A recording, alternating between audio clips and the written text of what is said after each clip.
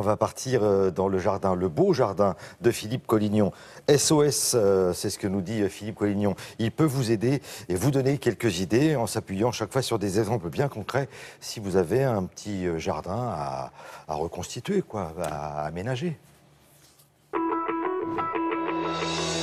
Bonjour, comment transformer une allée d'immeuble en un petit coin de paradis? La réponse est simple, marier les végétaux à des miroirs.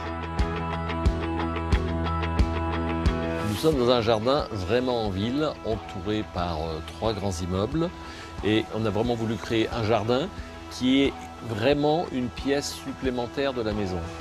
C'est un jardin cuisine, un jardin salon, un jardin où on jardine, un jardin où on se tient, un jardin où on peut lire, un jardin où vous allez trouver différents bancs qui sont disséminés, un jardin où vraiment le citadin peut avoir l'impression d'avoir sa petite île de Robinson au plein cœur de la ville. Quels sont les végétaux vedettes de ce jardin enclavé? Toujours pareil, des végétaux de structure qui vont rester toute l'année. Ici, vous avez par exemple des bambous qui servent de rideau. En fait, le jardin est cerné de murs sur un côté. Et pour pouvoir voir le mur, il faut qu'on le voit en transparence. C'est-à-dire qu'il ne s'agit pas de le cacher par un mur de lierre. Au contraire, il faut mettre des végétaux transparents devant et voir le mur en transparence à travers, ici, les cannes de bambou.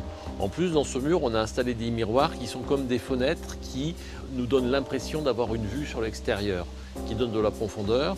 Et on les a mis à espace régulier de façon à vraiment perdre le regard. C'est-à-dire que quand on est dans ce jardin, on ne doit plus voir où sont les limites. L'œil doit être vraiment perturbé. Justement, quelles sont les astuces pour cacher les murs d'immeubles? Pour cacher les immeubles, on a installé une pergola en bois qui est recouverte de glycine et de clématite. Et cette pergola sert déjà à casser la ligne de l'immeuble et protège des regards des voisins qui habitent au-dessus. Feuillage, feuillage quand tu nous tiens, et le feuillage dans tout ça?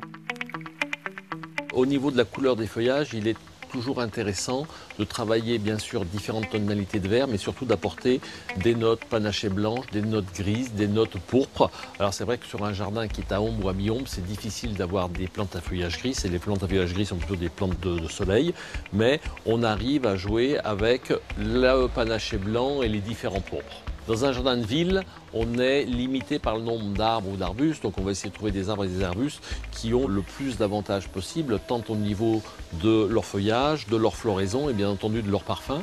Donc ici, par exemple, on a beaucoup de végétaux parfumés, comme le syringa, la glycine, certaines clématites, le jasmin étoilé, l'osmanthus.